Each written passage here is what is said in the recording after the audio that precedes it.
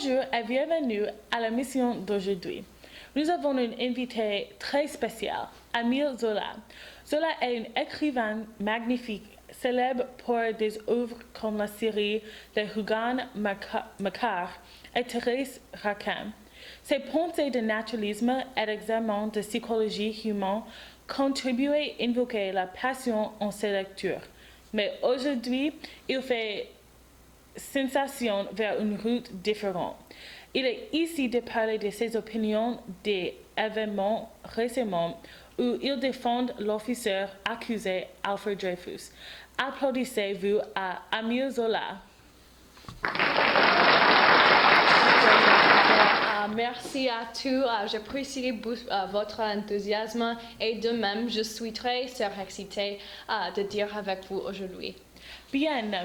Est-ce que vous pouvez commencer avec quelques contextes selon la situation? Qui est Alfred Dreyfus exactement et quelle est l'importance de son emprisonnement? Alors, le cas, on peut même dire que l'affaire Dreyfus a affecté la société, le gouvernement et le militaire français, et également les citoyens. C'est juste un des exemples d'antisémitisme dans le monde, et Laurent et son équipe a été assez gentil de me permettre de partager mes pensées de l'affaire. Alfred Dreyfus est un capitaine dans l'armée française qui a été condamné à une vie dans prison, un lieu diable en Afrique. Mais c'est plus de ça. L'évidence contre Dreyfus n'est pas définitive. Dans le tribunal secret que nous avons enquêté, l'armée française a présenté l'indice plus concluant, c'est-à-dire falsifié.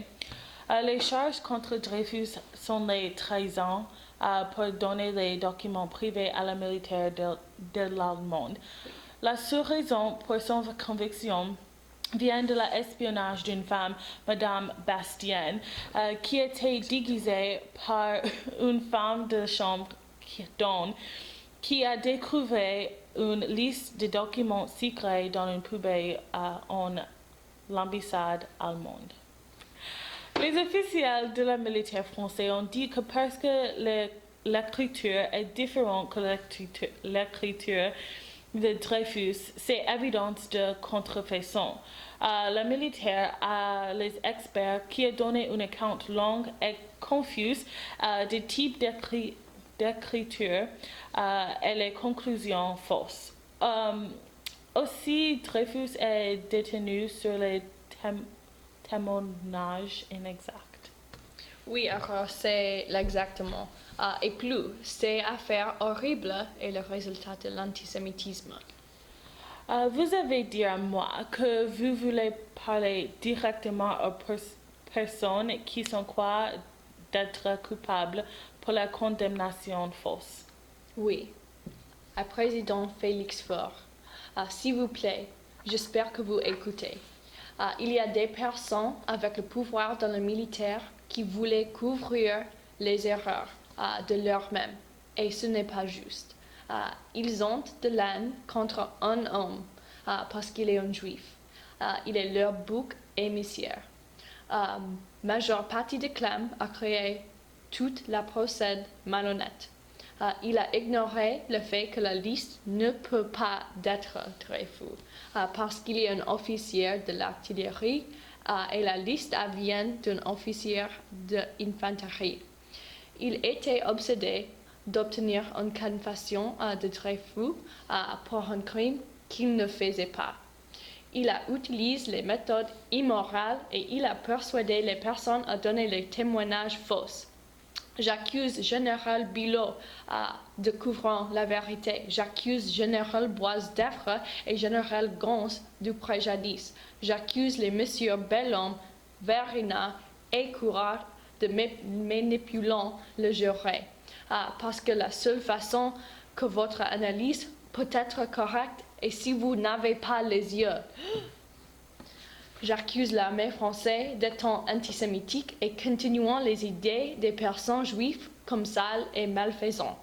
Et enfin, j'accuse vous, les personnes françaises, de soutenir ces mots. Mon Dieu, vous avez entendu exclusivité ici en premier. C'est beaucoup d'accusations contre des personnes puissantes. Oui. Est-ce que vous pensez que vous pouvez être accusé de la diffamation? Oui, c'est le point. Je veux assigner en justice, donc le dossier de Dreyfus peut être réexaminé. Alors, merci pour ces examens d'affaires Dreyfus et pour votre mot passionné. Merci Aurore pour me voir. Merci pour votre travail contre le préjudice. C'est mon but. Restez à l'écoute demain pour regarder une exclusive de Karl Marx. Est-ce que ces idées aident ou blessent la société de gauche? Merci et bonsoir.